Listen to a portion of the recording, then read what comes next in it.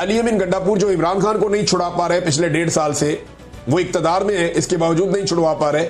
2 साल से इमरान खान साहब अंदर हैं, गंडापुर इमरान खान को नहीं छुड़वा पा रहे, लेकिन वो कह रहे हैं जी मैं कश्मीर को आजाद करवाऊंगा, और उसके लिए उन्होंने कहा जी हम पख्तून जाएंगे और जाकर कश्मीर को आजाद करवा लेंगे। पहले इमरान खान साहब को आजाद करवा लें पाकिस्तान की एस्टेब्लिशमेंट से, बाकी काम आप बाद में कर लीजिएगा। लेकिन अली अमीन गंडापुर साहब को इमरान खान साहब ने कहा कि अगर ऑपरेशन नहीं रुकवा सकता तो इस्तीफा दे दे। ये बड़ा सख्त स्टेटमेंट है इमरान खान साहब का। अब गंडापुर साहब को सोचना पड़ेगा करना क्या है। इसमें एक और भी नादरीन चीज रिपोर्ट हो रही है, और वो ड्रोन हमला रिपोर्ट हुआ है लकी मरवत में। अब मुतजाद इतलात आ रही है, मैंने राब्ता करने की कोशिश की है, चंद सहाफियों से मेरी बात हुई जो लकी मरवत में हैं, उन तक मेरी अभी एक्सेस नहीं है, तो टेलीफोन का भी मसला है, लोग डिस्प्लेस भी हुए हैं, जगह छोड़ी हुई अपने घरों से भी लोग नकल मकानी कर गए हैं बहुत सारे। तो ये जो ड्रोन हमला हुआ लकी मरवत में, ये 2 ड्रोन हमले रिपोर्ट हो रहे हैं। कुछ लोग कह रहे हैं 2 ड्रोन हमले हुए। एक शख्स ने मुझे बताया कि 1 ड्रोन हमला हुआ और 1 मार्टर गोला जो है वो फटा है। अब कंफर्म क्या है ये पता नहीं चल रहा, लेकिन 5 से 7 बच्चों की शहादत की इत्ला आ रही है। ये छोटे मासूम बच्चे हैं जो शहीद हुए हैं, और 12 के करीब बच्चे और शहरी जो हैं वो इसमें जख्मी हुए हैं। ये इंतहाई अफसोसनाक वाकया है, और सोशल मीडिया पे एक FIR भी गर्दिश कर रही है, जिसके बारे में पाकिस्तान तहरीक इंसाफ के लोग ये क्लेम कर रहे हैं। आमना भुट्टा साहिबा और 1-2 और लोग हैं, इमरान लालिका साहब है, उन्होंने भी, और कुछ और लोगों ने ये FIR जो है वो सोशल मीडिया पे लगाई और ये क्लेम किया कि ये ड्रोन हमले के खिलाफ। मैं तो वो पढ़ नहीं पा रहा, बहुत ही बारीक लिखा हुआ है, समझ नहीं आ रही, लेकिन मैं कंफर्मेशन ले लूंगा, नेक्स्ट व्लॉग में आपको बताऊंगा। लेकिन ये दावा किया जा रहा है कि ये खैबर पख्तूनख्वा की हुकूमत की जानिब से लकी मरवत में ड्रोन हमले के खिलाफ ये FIR दर्ज की गई है। और अगर ये FIR दर्ज की गई है तो ये अपनी नौयत की पाकिस्तान में पहली FIR होगी जो ड्रोन हमले के बाद दर्ज की गई होगी, क्योंकि इससे पहले कभी भी ड्रोन हमले पे FIR नहीं हुई। और ये बच्चे मासूम अगर आप देखें छोटे, तो ये किस तरह शहीद हो जाते हैं। यानी ये बच्चे तो दहशतगर्द नहीं है, इन्होंने तो कभी दहशतगर्दी की भी नहीं, ना इनका दहशतगर्दी से कोई ताल्लुक है, ना ये कोई दहशतगर्दी से इनका लेना देना है। तो ये बच्चे कैसे शहीद हो जाते हैं ड्रोन हमलों के अंदर, मार्टर गोले बच्चों पे जाकर कैसे फट जाते हैं। ये बार बार इस तरह के इंसिडेंट हो रहे हैं, और इस तरह के वाकयात से नफरत बढ़ती है। बाजोड़ में जो कुछ हुआ, जो पब्लिक का रद्द-ए-अमल आया, और फिर पाकिस्तान की मिलिट्री एस्टेब्लिशमेंट की गलत पॉलिसियों की वजह से फौज के खिलाफ भी नारे लग गए, और एक नफरत की फिजा बन गई, जो अली अमीन गंडापुर साहब ने बताई भी कि वो क्यों बनी और लोग क्यों नफरत करते हैं। तो अब मामला यह है कि बच्चों की शहादत से नफरत ही पैदा होगी ना। जिन लोगों के बच्चे शहीद हो जाएंगे, वो पूरा इलाका वो आपके बारे में क्या सोचेगा। तो लगातार इस तरह के इंसिडेंट हो रहे हैं, एक FIR भी रिपोर्ट हो रही है। ये वाकये को यहाँ रोक लेते हैं, अगले व्लॉग में इसकी तफसीलात आएंगी, मैं आपके साथ शेयर करूंगा। डॉक्टर असरार साहब हैं, इन्होंने खैबर पख्तूनख्वा की असेंबली में एक बड़ा अहम नुक्ता उठाया। उन्होंने कहा जी बंदूकें लेके, कलाशनकोफे लेके रात के वक्त कोई शख्स किसी घर में आ जाता है और आके कहता है खाना खिलाओ। अब ये दहशतगर्द के बारे में बात कर रहे हैं, तो वो घर वाले उससे कैसे लड़े।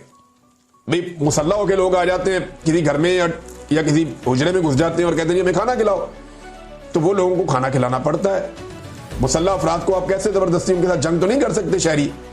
अच्छा, ये उन्हें खाना खिलाते हैं, अगले दिन जनाब वो दूसरी पार्टी आ जाती है, इदारे वाले आगे उस बंदे से पूछते हैं कि तुमने इस बंदे को खाना क्यों खिलाया। इनका गुनाह ये होता है कि उनसे जबरदस्ती खाना खा लिया जाता है। अब ये इस तरह की चीजें भी होती हैं, वो ये वाले एक पॉइंट ऑफ व्यू है वो भी सामने रख रहे हैं। लेकिन एक तकरीर जो बड़ी सख्त है वो सुहेल अफरीदी साहब ने की है। सुहेल अफरीदी साहब जो है सूबाई वजीर हैं, और ये इमरान खान साहब के, मुराद सईद के करीबी साथियों में से। इन्होंने कहा कि जिसके दिल में जरा भी पाकिस्तान का दर्द है वो जरा सोचे, रिजीम चेंज ऑपरेशन 9 अप्रैल 2022 से लेकर आज तक फायदा किसको हुआ है। एक शख्स को या पूरी कौम को फायदा हुआ। अपने दिल में सोचे, मस्जिद में बैठकर सोचे कि पाकिस्तान में जो कुछ हो रहा है उसका फायदा एक शख्स को हो रहा है या पूरे पाकिस्तान को हो रहा है। 26वीं तरमीम के जरिए अदलिया को कंट्रोल कर लिया गया।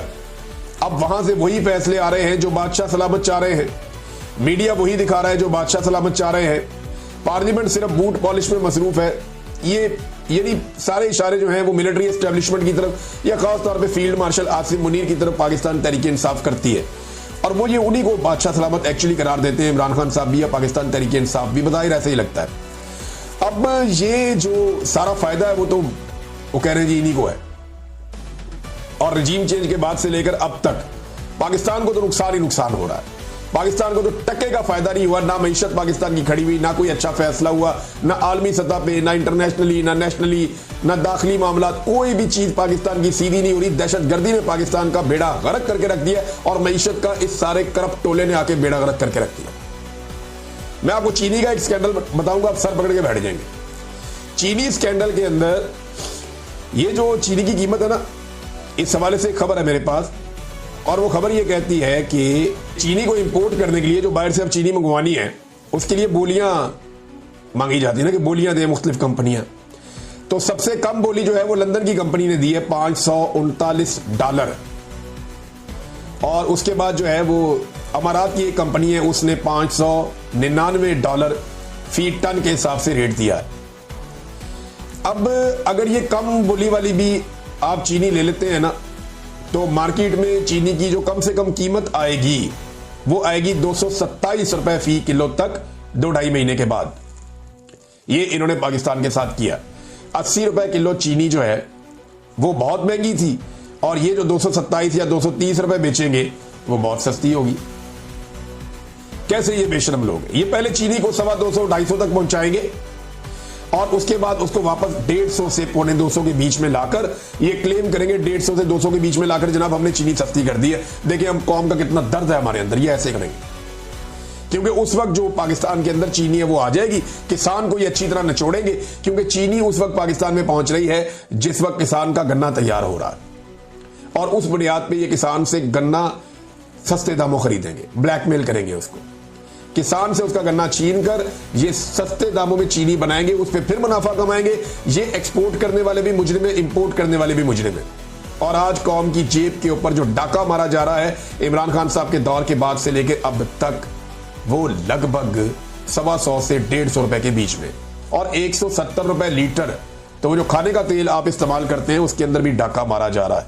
तो नाज़रीन ये है सूरत हाल। मारंग बलोच साहबा को अदालत में पेश किया गया, और मारंग बलोच साहबा के मैं विजुअल देख रहा था, जब वो अदालत में आई तो बड़ी बहादुरी के साथ वो डट कर खड़ी है, और उनकी बॉडी लैंग्वेज बहुत पॉजिटिव है, एक अग्रेशन है उनके अंदर, लेकिन वो रियासत के सामने झुकने को तैयार नहीं है।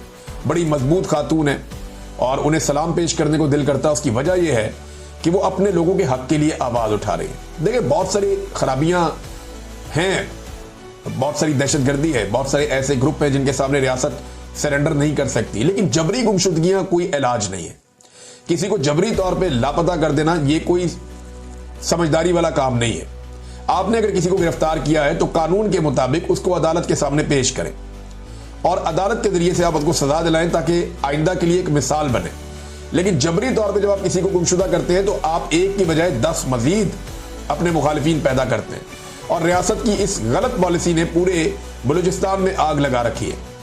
इस वक्त जो है मारंग बलोच साहबा एक मुजामत का इस्तारा बनी हुई है। उन्होंने कहा आप अपनी जदोजहद के जरिए अपने इस मुल्क के कानून और अदालतों को दुनिया के सामने बेनकाब कर रहे हैं।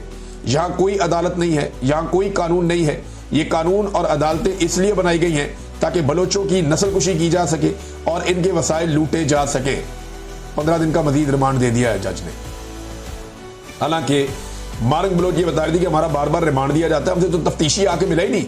भाई रिमांड देने का मतलब यह है कि तफ्तीशी आएगा, आकर तफ्तीश करेगा, बात करेगा, पूछेगा कि ये चीज चाहिए, वो चीज चाहिए, ये क्यों कहा, वो क्यों हुआ। तो तफ्तीशी तो आए ही नहीं। जज के सामने सारे हकायक रखने के बावजूद जज साहब ने कहा जी आपने जो कहना था कह लिया। वो बता रही है बेचारी के यार हमसे कोई बात ही नहीं करता, आके हमारी तफ्तीशी नहीं होती, हमारा रिमांड आप किस लिए दे देते हैं। जज ने पकड़ के फिर रिमांड दे दिया। अब ये तो बेचारे जज मजबूर हैं। और इसी पे मारंग बलोच ने कहा